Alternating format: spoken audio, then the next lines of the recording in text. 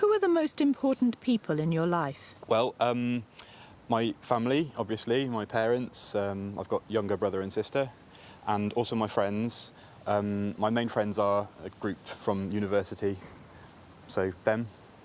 The most important people in my life are my family, my husband and my 2 sons. Those are my parents and my twin brother.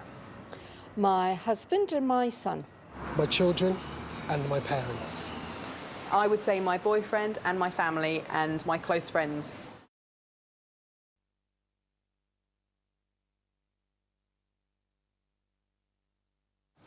How often do you see them? Well, I live with my parents at the moment, so I see them every day. And my friends live in different places around the country, so something like every couple of weeks, I guess, I see one good friend. I see my family every day, first thing in the morning and last thing at night. About 4 times a year. Every day. My children 4 or 5 times a week. My parents about once a year because they live in America. Well, I see my boyfriend every day, my family probably once every 2 or 3 weeks, and I see my friends several times a week.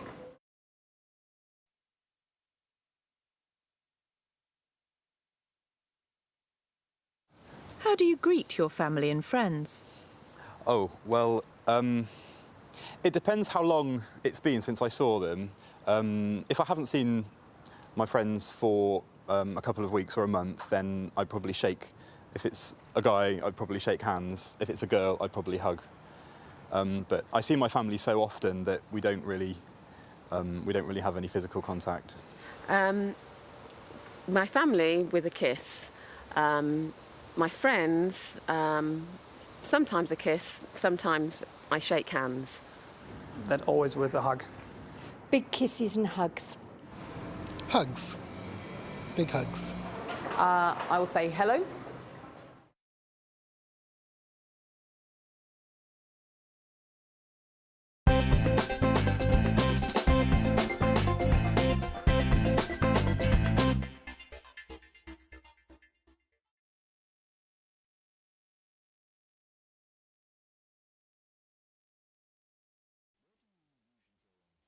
Where do you usually go on holiday? Madrid and Cornwall. Well, I sometimes go to Moscow in Russia because I used to live there. I go there about once a year. And I often take short holidays in this country. So I usually go to perhaps a bed and breakfast just for a weekend, something like that. I like to go to France on holiday. I always go to my home country, the Netherlands. Quite often within Europe, so France or the Netherlands, or sometimes further afield. So, for example, I went to Vietnam and Japan recently.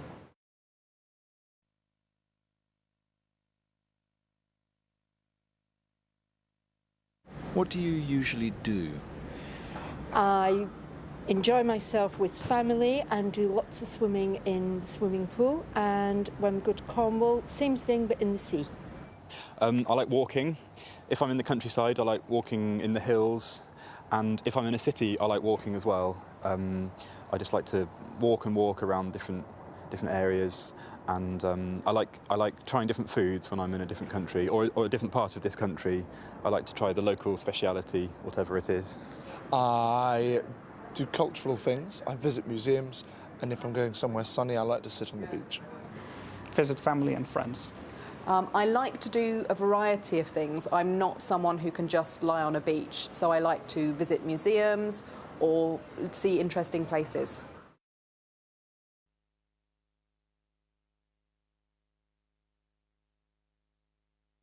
What do tourists do when they visit your country?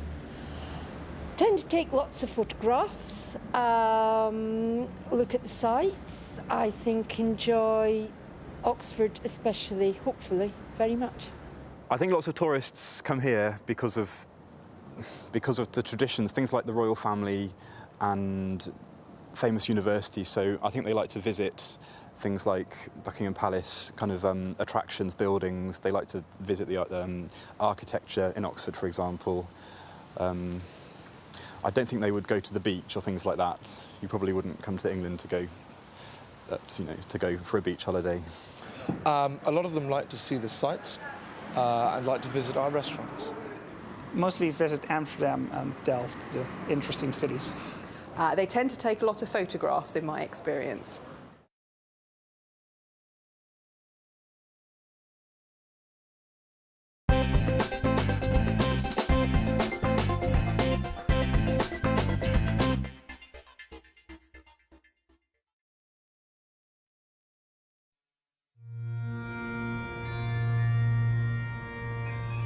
Edinburgh is Scotland's capital and the country's second largest city.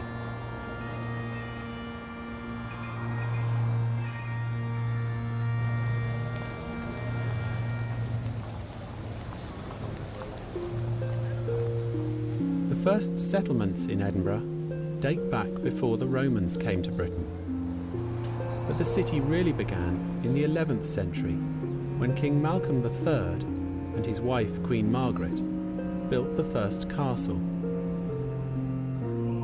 Their son, David I, then built an abbey at Holyrood, a mile to the east of the castle.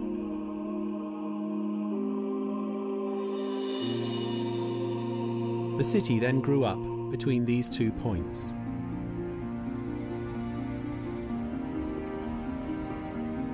Holyrood is now a royal palace. For the next 7 centuries, the city grew until it could only grow upwards.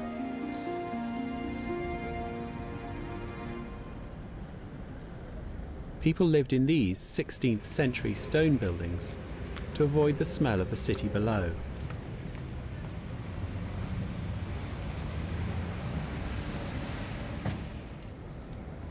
And it was the smell of the city which led to the building of Edinburgh's new town, north of the castle in the 18th century.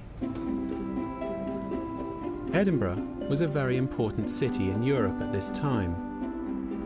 Philosophers, economists, poets and writers were all living and working in the city, and the period is known as the Scottish Enlightenment. The modern city of Edinburgh is home to the new Scottish Parliament and the Scottish Executive, the country's government. It is also home to the Edinburgh Festival.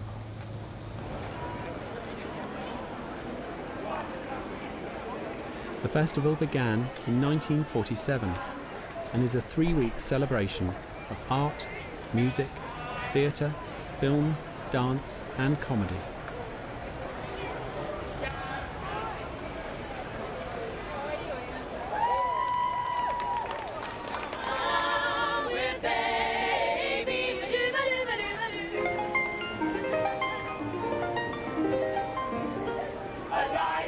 I think one of us is soon to get the chop.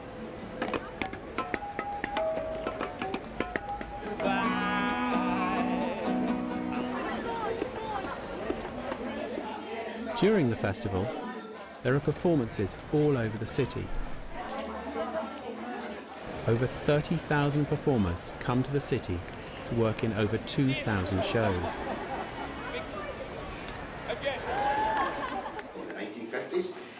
I always sense a bit of scepticism in the room at this point in the show, but no. What was that little inflection I heard? When you set foot and really find out it actually had more. But the festival is especially important for comedy in Britain, as for many performers, this is their first chance to perform in front of big audiences.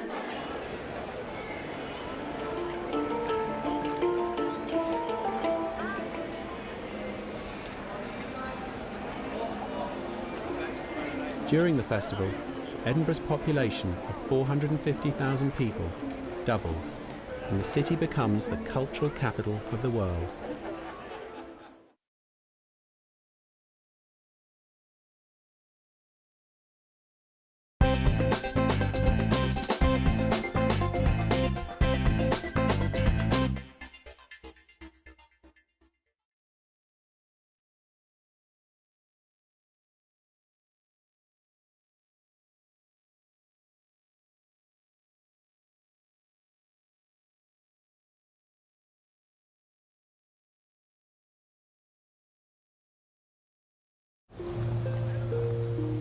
The first settlements in Edinburgh date back before the Romans came to Britain.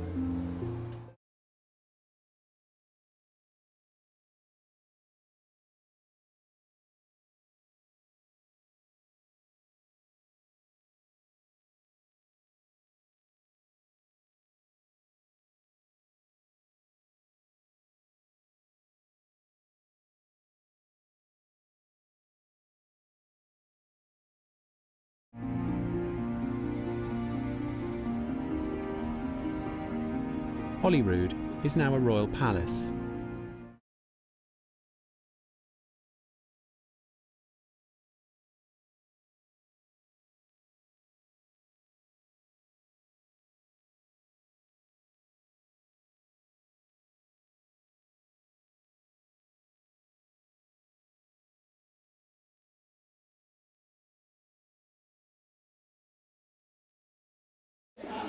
During the festival, there are performances all over the city.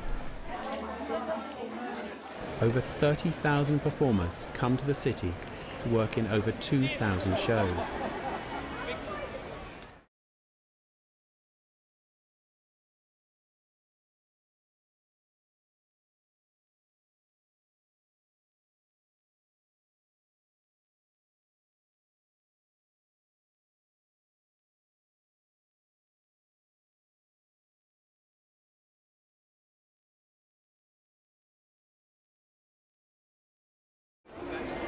During the festival, Edinburgh's population of 450,000 people doubles, and the city becomes the cultural capital of the world.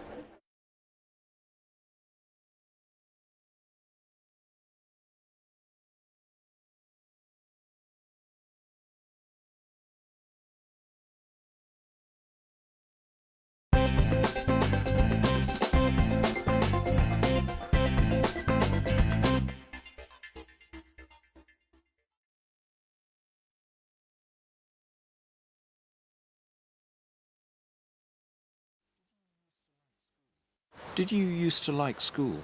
Yes, I really liked school. I really enjoyed learning. No. Yeah, I liked school quite a lot. I loved school. I preferred university, but loved school. Not at all, no. Hated school.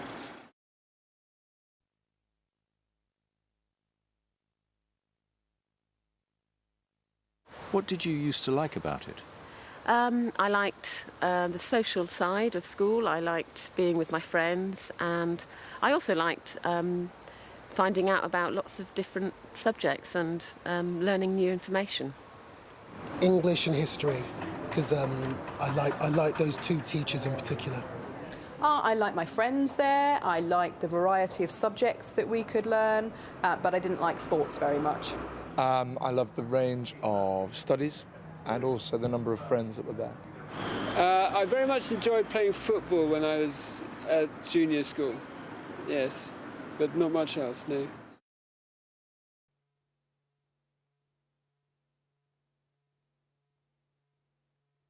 What did you do after you left school? After I left school, I went to university in Ireland and I studied English literature.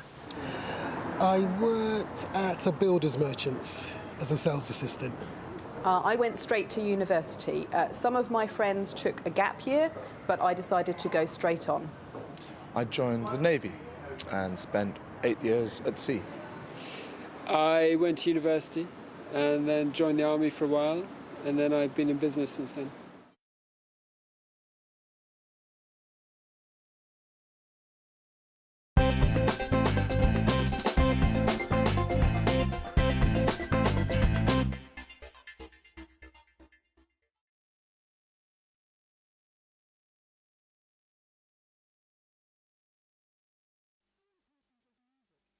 How important is music to you? Music is very important to me.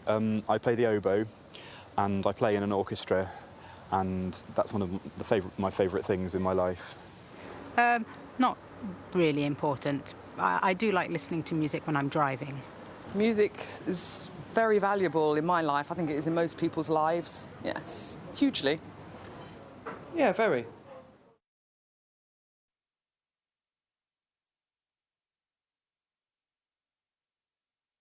What kind of music do you like? I like to listen to classical music, mainly symphonies and music with orchestras, and I like some modern music. I like indie music, so British guitar bands mainly. My favourite is classical music. I much prefer classical music to any other type of music. Oh, now we're talking. I suppose my favourite sort of music is jazz, to dance to, drum and bass. But I do like a wide range of music. If I'm driving in the car, then I'll probably listen to classical music. Yeah. Mainly rock, but most types, so, you know, open to all things.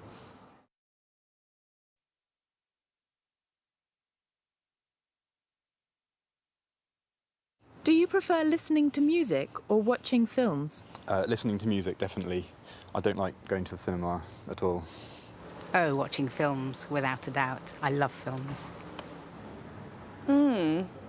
I enjoy both, but I think my preference would probably be listening to music, yeah. Depends on my mood. I think I more often listen to music than I do watch films, because it's more exciting.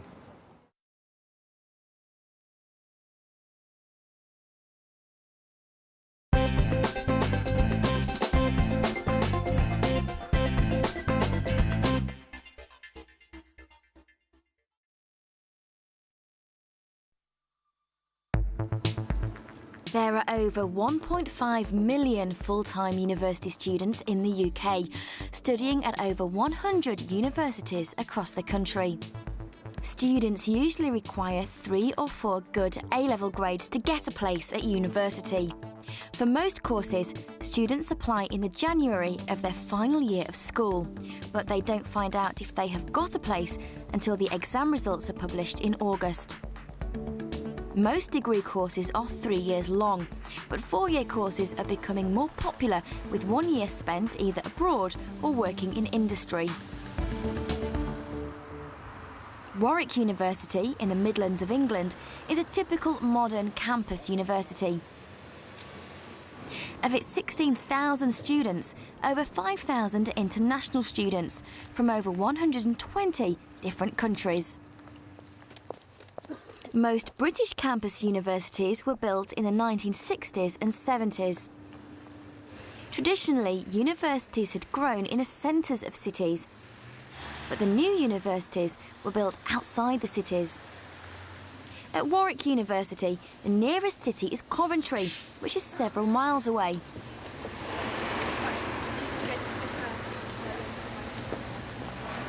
But students rarely have to leave the campus.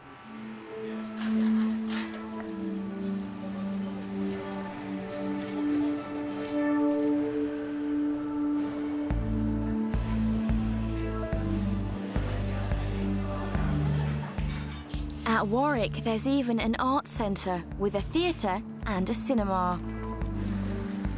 At campus universities, the students' social lives centre mainly around the student union.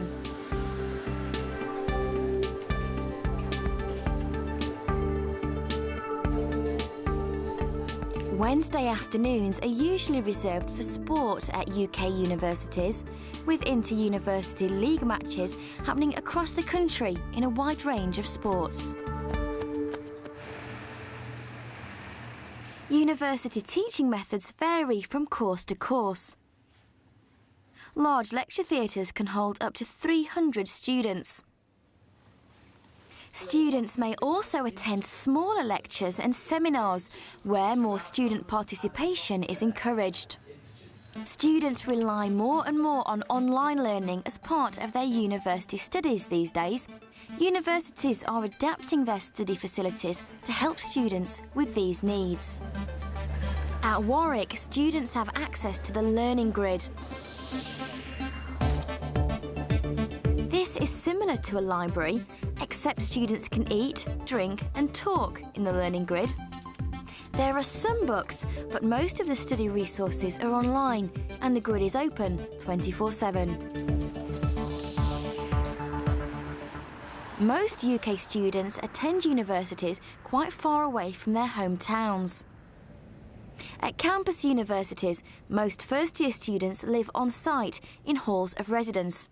The accommodation is owned by the university.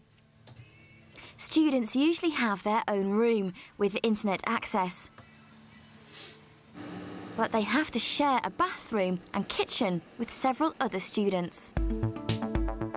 In the UK, university is often seen as a stepping stone to adulthood and is considered to be as much about life experience as it is about getting a degree.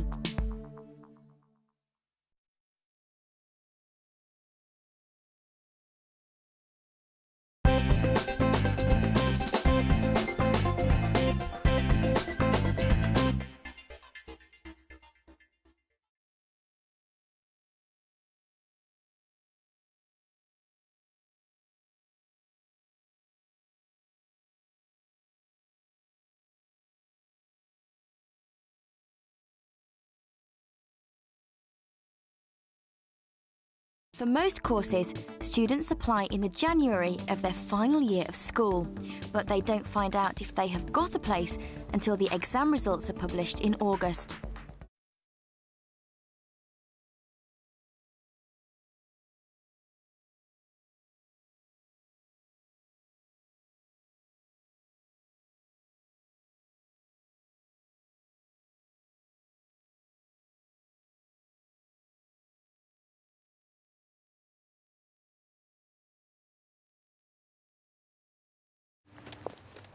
Most British campus universities were built in the 1960s and 70s.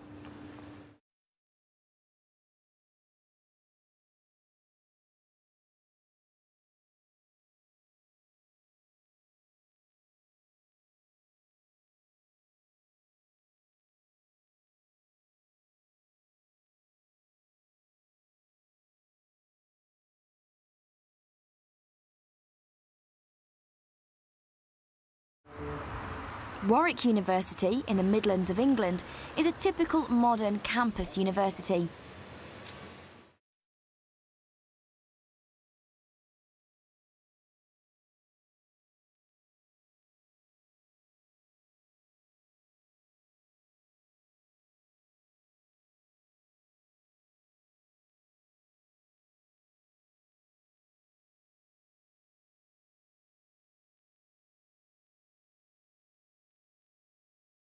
Wednesday afternoons are usually reserved for sport at UK universities, with inter-university league matches happening across the country in a wide range of sports.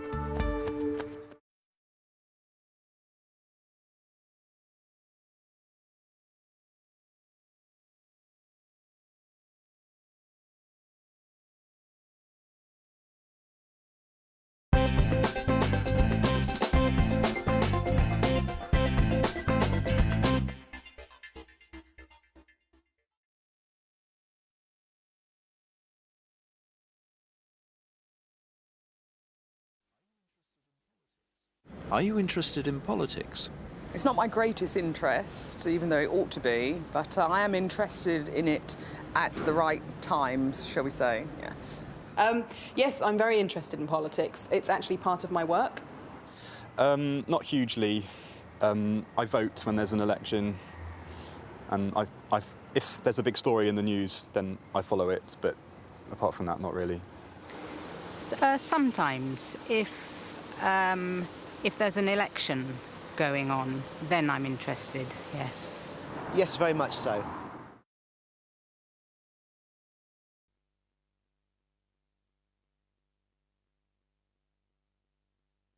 What do you know about politics in your country? I know very little about the politics in my country, even though I always feel I ought to know more. I know quite a lot because I need to for my work. I work directly with ministers in the government, which means I need to follow politics quite closely. Well, I know that we are a monarchy, we have a head of state, we have a queen rather than a president who's not really involved in politics. And when we have an election, we vote for a party and the leader of that party becomes Prime Minister. I think that's the most important thing. I don't know a great deal, I'm embarrassed to say. I know a little about all the political parties, and I know who I then want to vote for when there is an election. But there's a lot I don't know. Well, in this country, there are two main political parties. One is Labour, which is a socialist party, and the other is Conservatives, is more of a right-wing party. The Labour Party are in power at the moment, and our Prime Minister is a man called Gordon Brown, who is the leader of that party.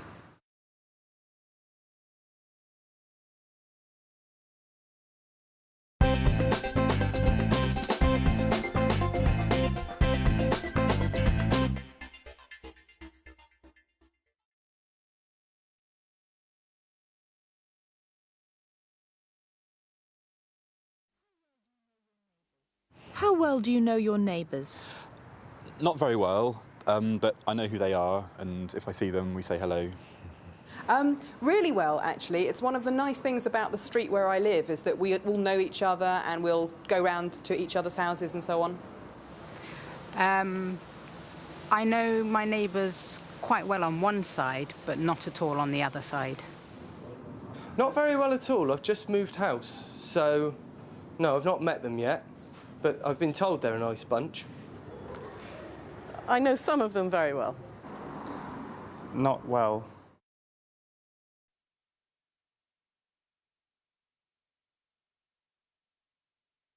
Do your neighbours do anything that you don't like? No, they don't. They're quite an old couple. They're very quiet. I think we probably do things that they don't like. We've got a dog and it can be quite noisy, and my brother plays his music quite loud sometimes. No, not generally.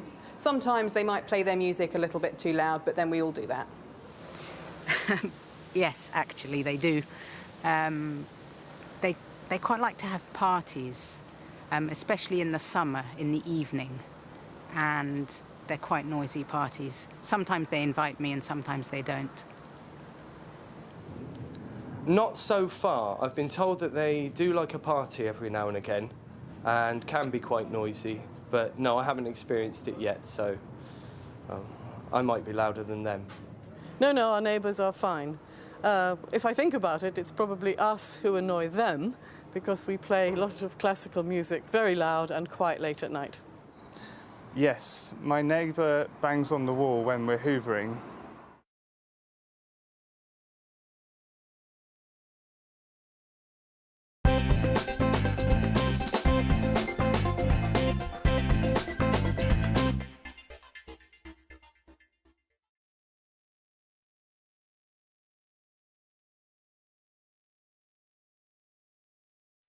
The capital of the United States is Washington, D.C. It is surrounded by the states of Maryland to the north and east, and Virginia to the south.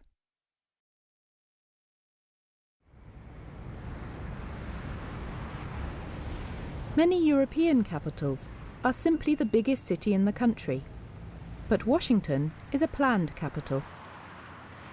The site was chosen by the country's first president, George Washington, and named in honor of him. DC stands for District of Columbia, a federal district unlike the other states in the United States. It is also the official name of the city.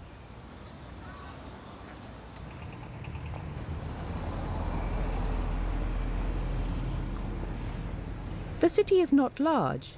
Only 600,000 people live there, but it is home to the US government, and every day another 400,000 people come into Washington to work for the various federal government departments. Many buildings and monuments in Washington, D.C. follow a classical architectural style. There are two symbolic reasons for this. They are reminders that the United States, like ancient Rome and Greece, is a republic, and that the country is different from Great Britain, the monarchy the United States won its independence from. The Lincoln Memorial, in the center of the city, celebrates the 16th President of the USA, Abraham Lincoln. He abolished slavery and led the country through the Civil War before he was shot and killed in 1865. President Obama has said that Lincoln is one of his greatest political inspirations.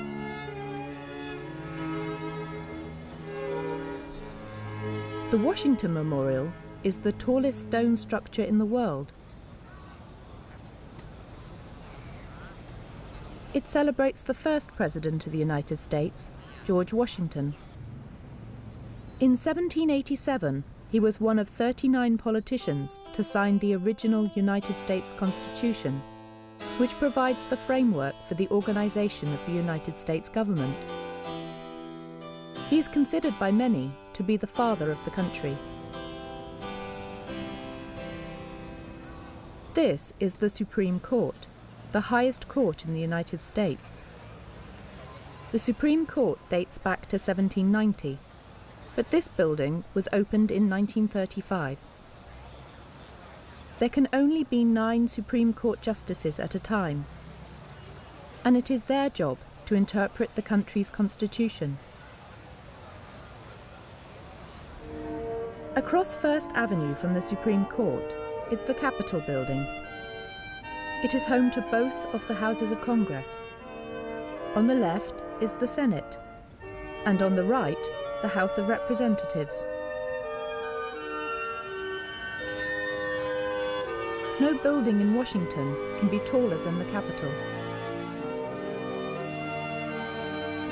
This is the White House.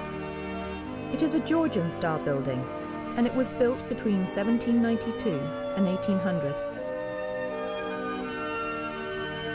And it is the home of the most powerful man on earth, the President of the United States.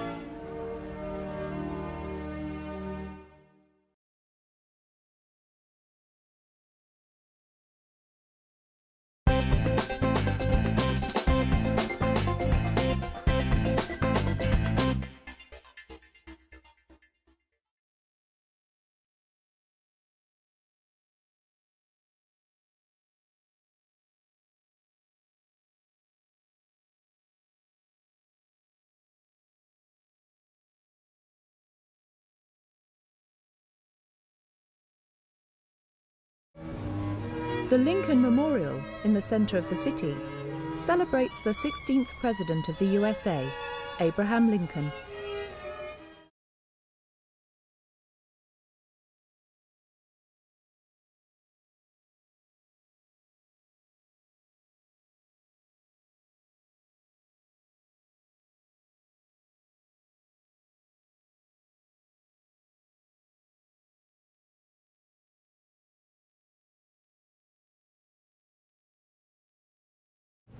In 1787, he was one of 39 politicians to sign the original United States Constitution, which provides the framework for the organization of the United States government.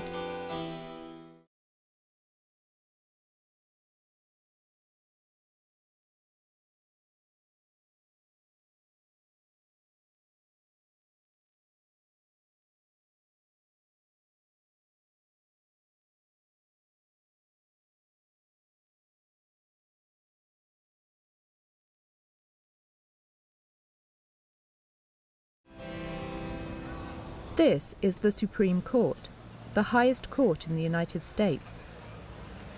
The Supreme Court dates back to 1790, but this building was opened in 1935.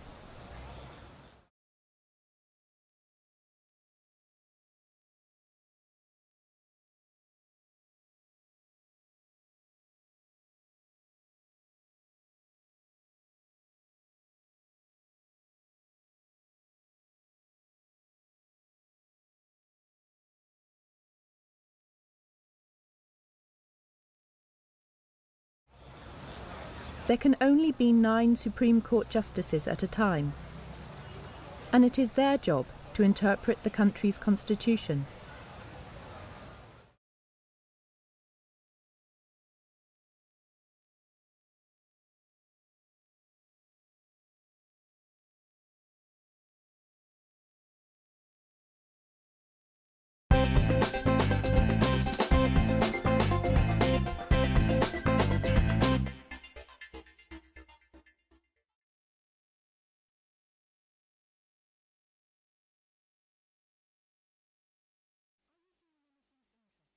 Are you doing anything interesting this week? Well, this weekend we're having a picnic. My family and I are having a picnic with some friends of ours at a local park.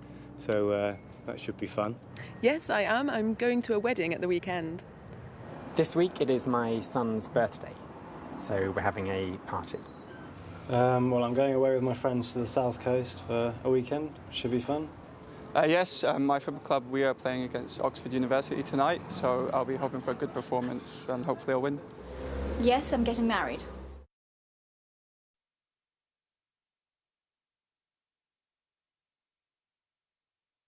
Do you have any plans for next year? Yeah, next year at Christmas we're going over to Canada. We're going to visit my wife's family for a few weeks. Next year, I would really like to go on holiday to Mexico. Next year, I'm going to buy a mountain bike. Next year? Well, possibly going back to university to study architecture, do the second part. For next year, yes, I'll start a new job in October, so I'm really excited about that, and it's in Oxford and I'll just be hoping to do well in that job too. Yes, I'm starting a PhD.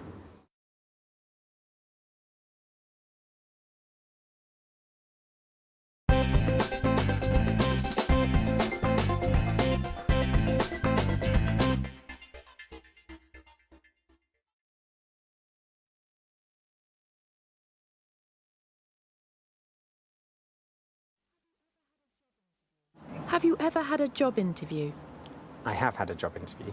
Yes, I have, about 3 years ago. Yes, I've had quite a lot of job interviews. Yeah, it was for an architecture job. Yes, I've had quite a few job interviews in my life so far, yeah.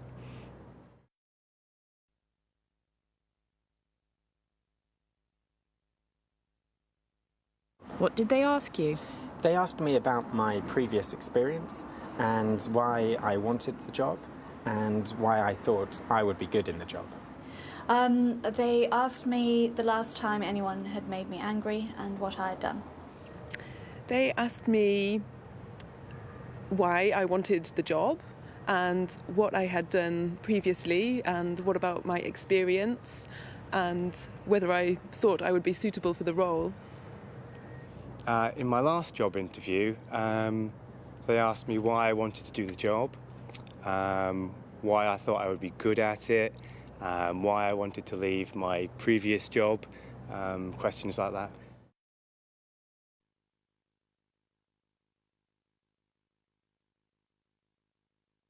Did you get the job?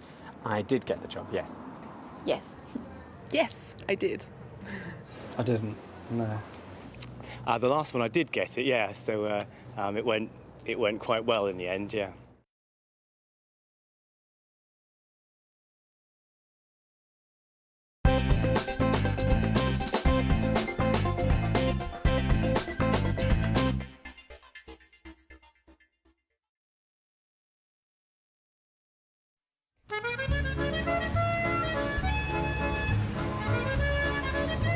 This is Paris, one of the most beautiful cities in the world.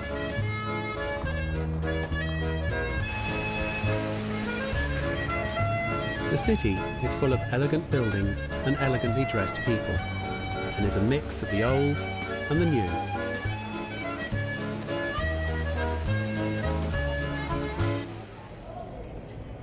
It has been the French capital since the 6th century, but it was during the 19th century that the city really developed, and design has played an important part in this. This is Paris's most famous building, the Eiffel Tower. It was built between 1887 and 1889.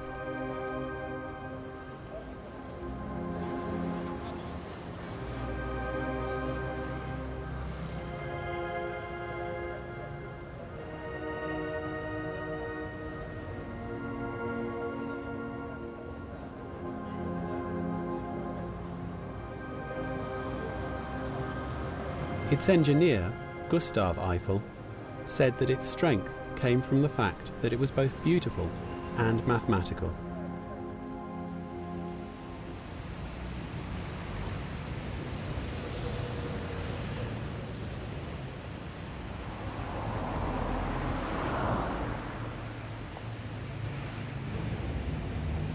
The city's most famous street is the Champs-Élysées.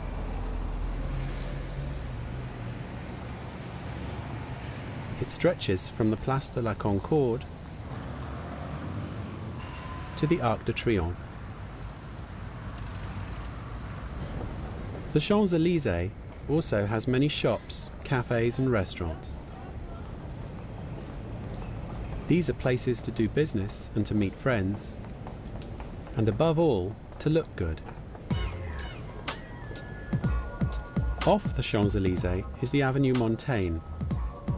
This street is home to the Paris fashion houses and shops.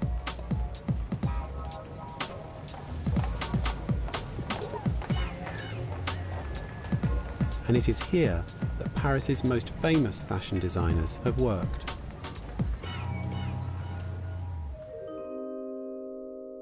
Coco Chanel opened her first shop in 1913. Today, her fashion empire stretches across the world, and she still fascinates the French. Her life has recently been made into a film.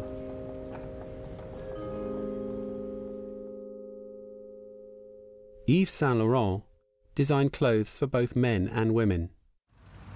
He started work at the House of Dior. By the age of 21, he was head designer. But in 1962, he established his own house. Over the last 100 years, Paris fashion designers have created clothes for some of the most famous and beautiful women. This legacy continues today. Paris's designer labels are adored by fashion-conscious people around the world.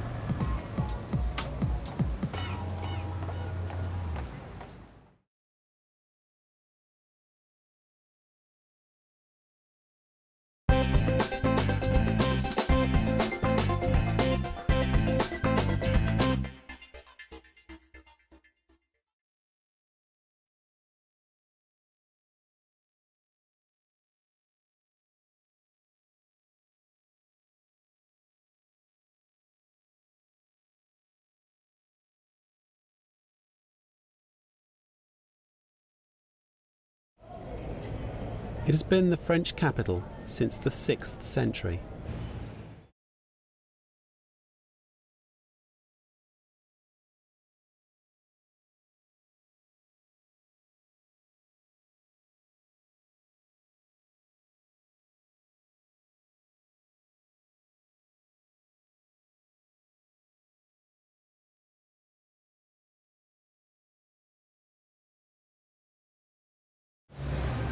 This is Paris's most famous building, the Eiffel Tower. It was built between 1887 and 1889.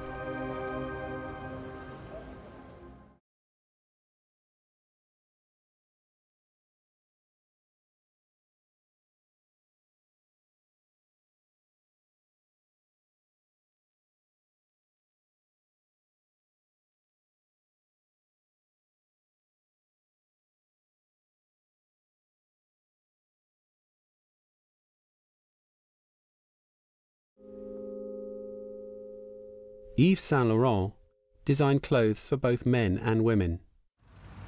He started work at the House of Dior. By the age of 21, he was head designer.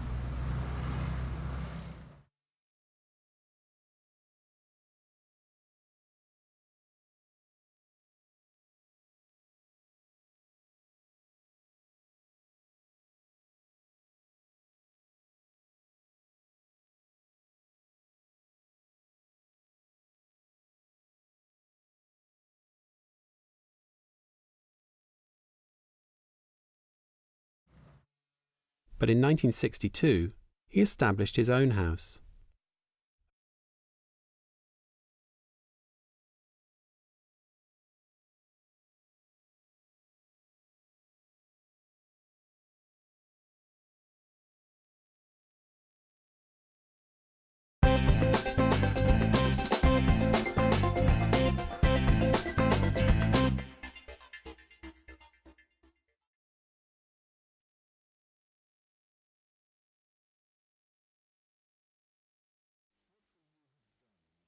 What will you have done in 5 years' time?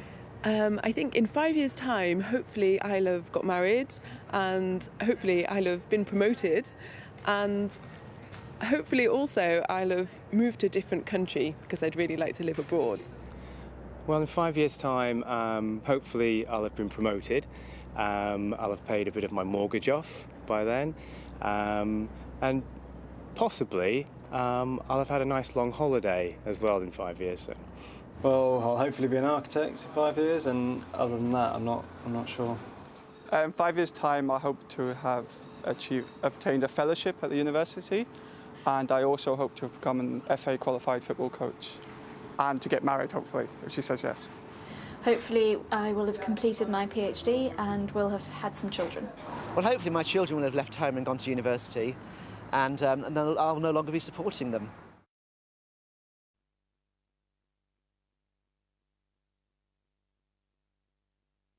What will the world be like in 2050?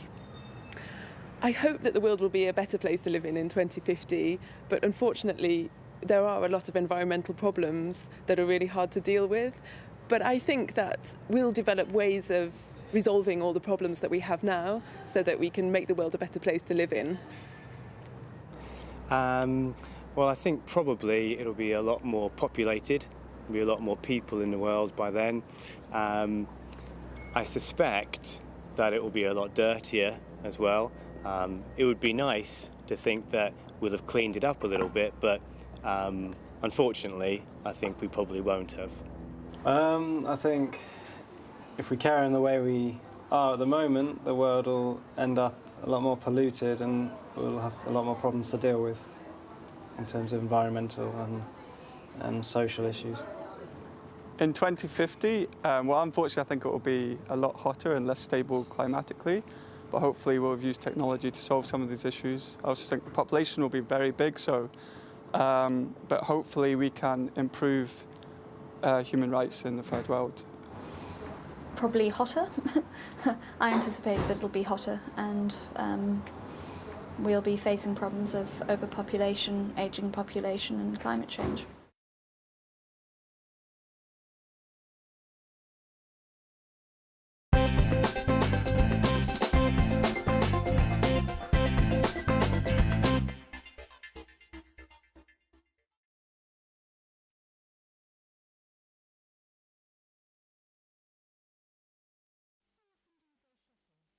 How often do you go shopping? Well, food shopping, we go once a week to our local supermarket.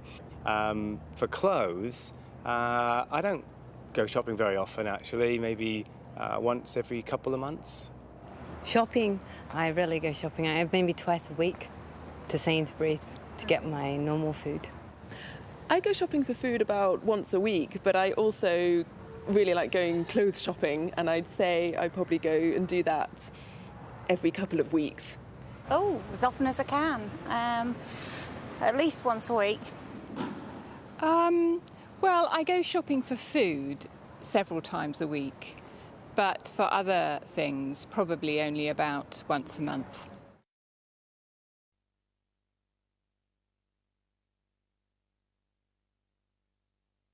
What do you like to buy? Well, I don't really enjoy shopping for food or clothes particularly.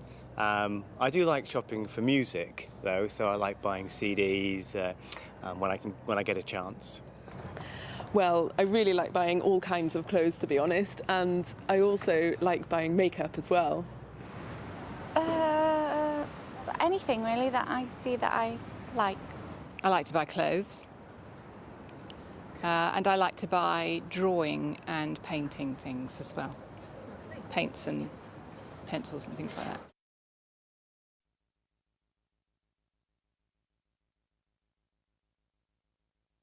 Do you think of the environment when you shop? I should think of the environment when I go shopping, but I don't always very much.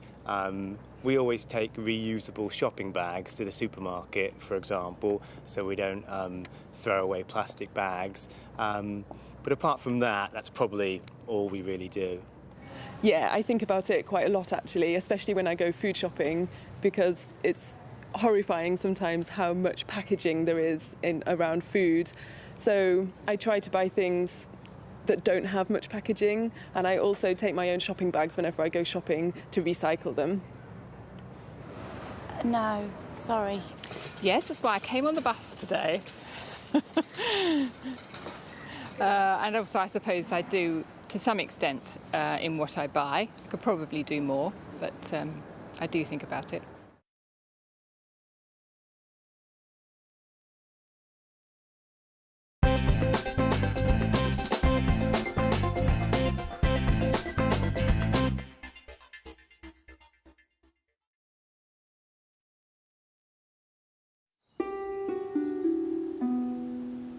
This is the Eden Project in Cornwall, in the southwest of England. In 1998, this area was just an empty clay quarry. But Eden has been an amazing success story. Today, it's one of the UK's top tourist attractions, with around 1.2 million paying visitors every year. On July the 8th, 2008, the attraction welcomed its 10 millionth visitor. In less than 10 years, it has brought about £800 million to the local economy. If the Eden Project didn't employ over 300 local people, many of them wouldn't be able to find jobs in this area and would leave Cornwall. Eden's founders described the project as a global garden full of exhibits that explore our place in nature and the relationship between plants and people. They hope that if we think about how much we rely on plants, we will treat our environment with more respect.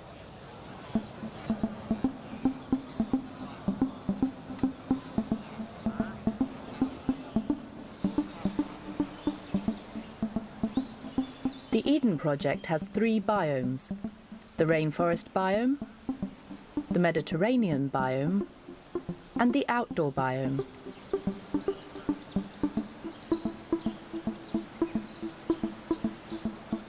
In the indoor biomes, the climate is carefully controlled, as the Cornish weather can be unpredictable. The huge rainforest biome needs to be hot and wet for the tropical plants to grow.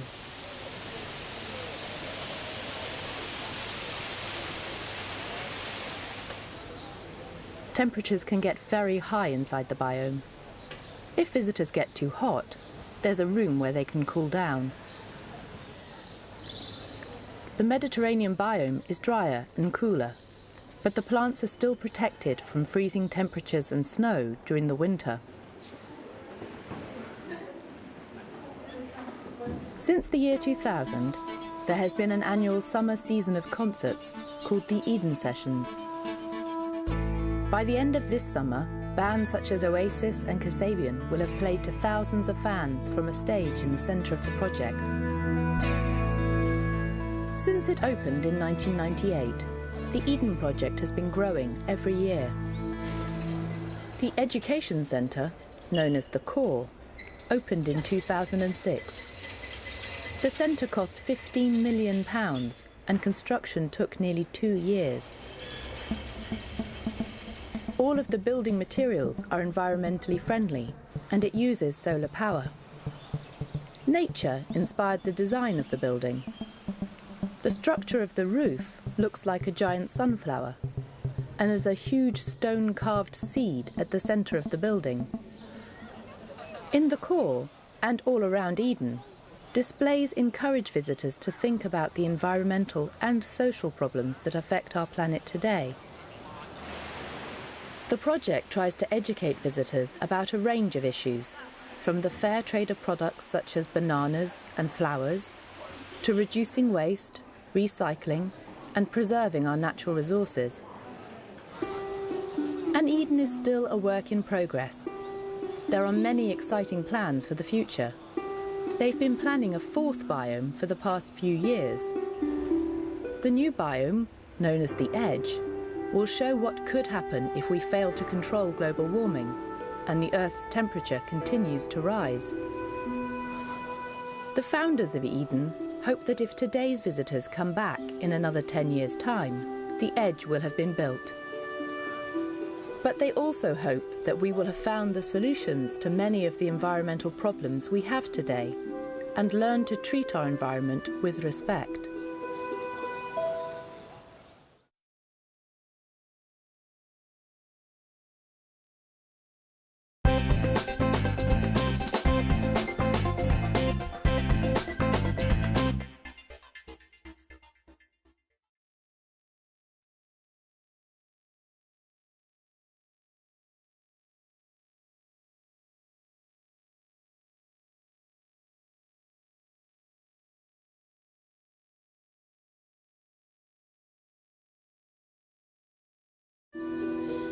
If the Eden Project didn't employ over 300 local people, many of them wouldn't be able to find jobs in this area and would leave Cornwall.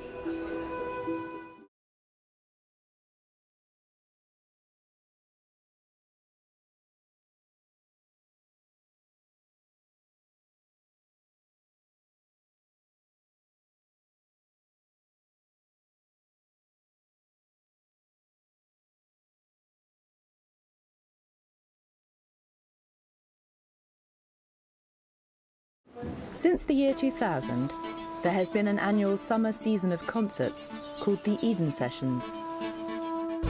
By the end of this summer, bands such as Oasis and Kasabian will have played to thousands of fans from a stage in the centre of the project.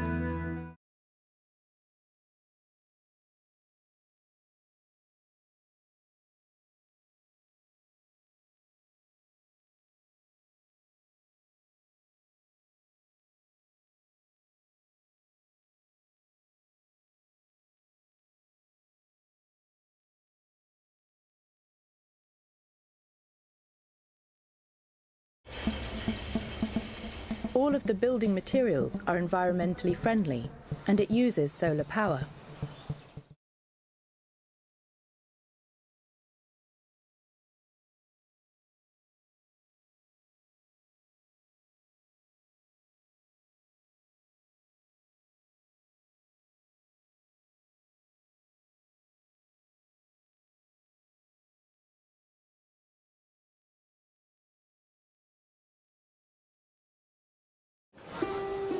And Eden is still a work in progress. There are many exciting plans for the future. They've been planning a fourth biome for the past few years.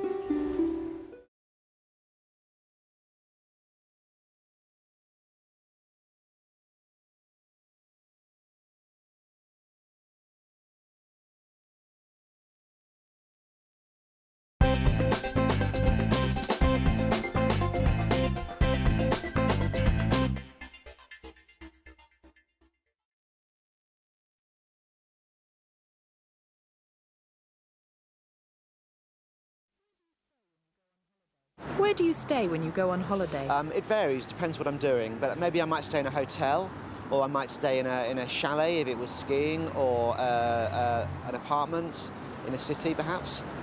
We usually hire a cottage. If it's a short city break, I'll stay in a hostel or a hotel, depending on my budget. For a longer holiday, I'll stay in a self-catering apartment or flat. Well, usually we stay with family in our family house, but apart from that, if we go camping, for example, then we'll stay in a tent, of course, or occasionally we'll go and stay in a hotel as well. To be honest, when I go on holiday, I stay in all sorts of different places, sometimes in hotels, sometimes in bed and breakfasts, and sometimes we camp, so we stay in a tent.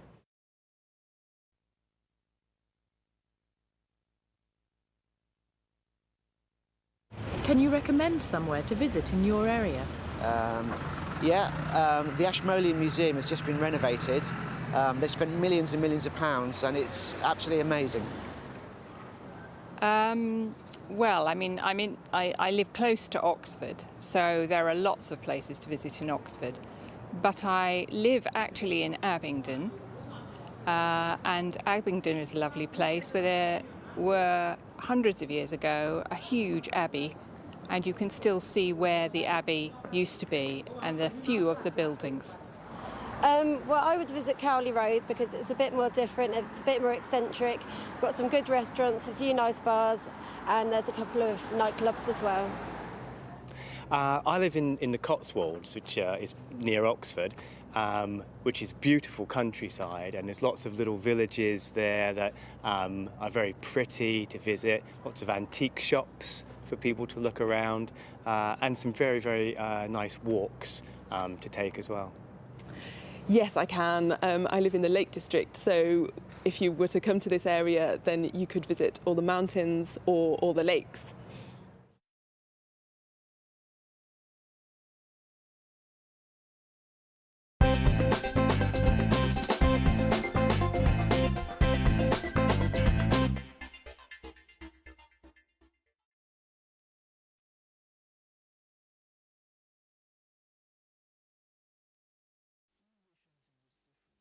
Do you wish anything was different in your life? Yes, I wish at the moment I had more money. Overall, I'd say that I'm pretty happy with my life, but I would like to live a bit closer to my parents and to be nearer to my family. Not really. Of course, it would be nice to have a nicer car and a bigger house, to earn more money, but generally, I don't really wish anything particular was different, no. Oh, do I wish yes, I wish I worked less. At this point, no, because I think everything, happens at a certain time, and it teaches you certain things when life's supposed to teach you that. So no, don't.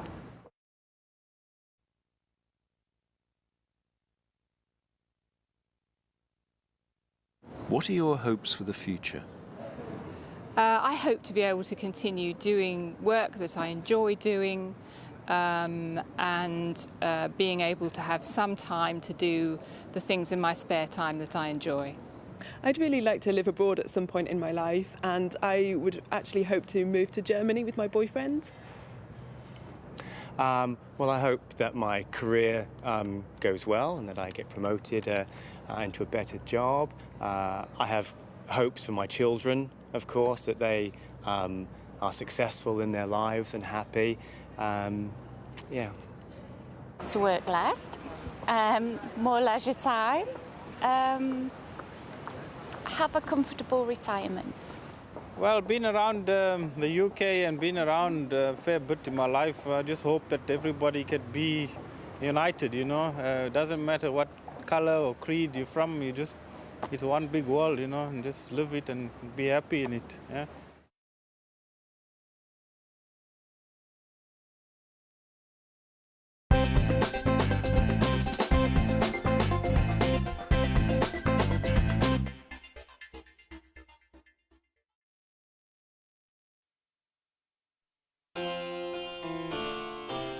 William Shakespeare is the most famous writer in the English language, but we really know very little for certain about him. We know that he was born on the 23rd of April 1564, and that he died on the same day in 1616.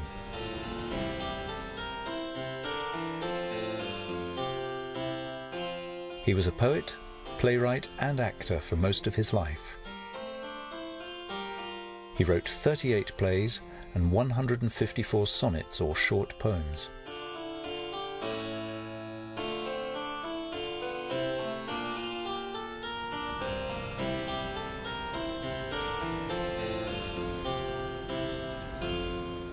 Shakespeare was born in this house in Stratford, where his father made gloves.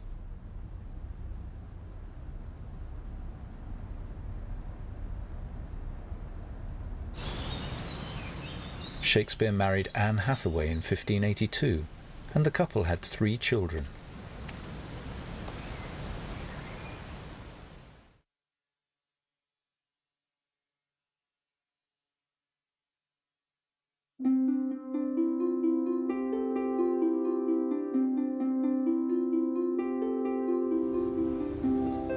By 1592, Shakespeare was in London, writing plays and probably performing in them too. This is a recreation of the Globe Theatre in London.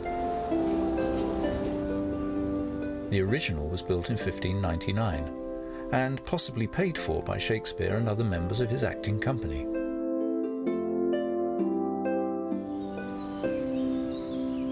We think that Shakespeare retired in 1613 and came back to Stratford from London. He died at his house in New Place 3 years later. Shakespeare's plays are performed all over the world and in almost every language. But most people associate Shakespeare with Stratford. And it is here that Britain's Royal Shakespeare Company have their home, and where they perform most.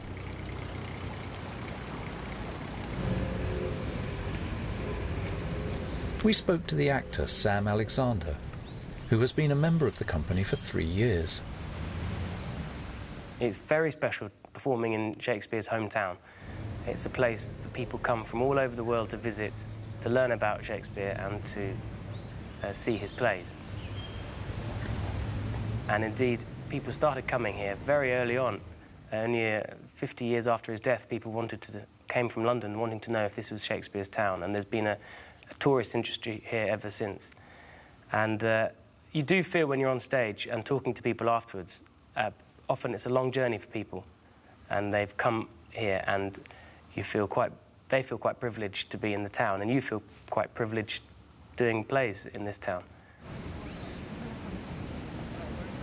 Also, the RSC is a wonderful organisation. It's been here 50 or 60 years and has a lot of resources, and they're just in the process of building a brand new theatre. In the meantime, we're performing in a prototype stage up the road. And the new theatre, I think, is going to be even more special and a wonderful landmark for people to visit.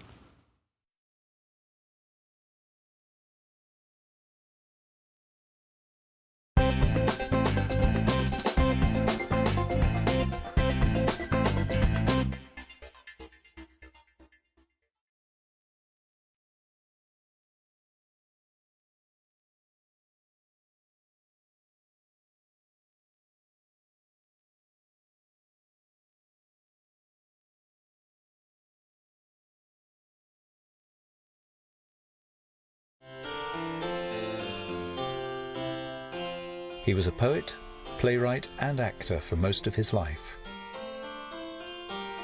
He wrote 38 plays and 154 sonnets or short poems.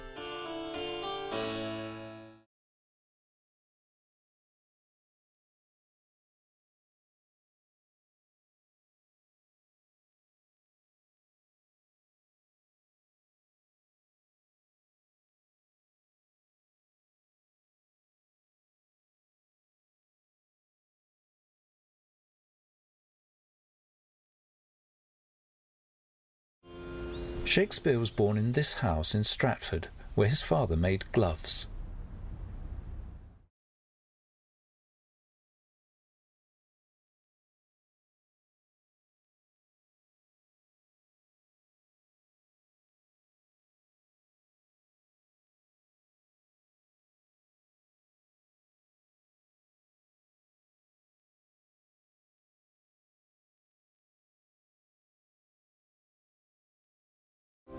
This is a recreation of the Globe Theatre in London.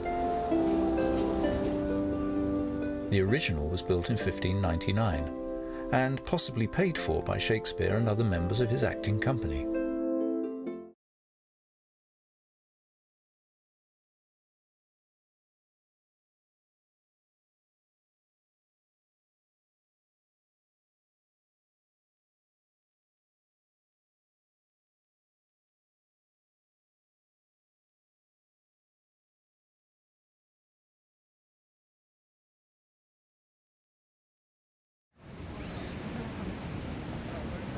Also, the RSC is a wonderful organisation. It's been here 50 or 60 years and has a lot of resources, and they're just in the process of building a brand new theatre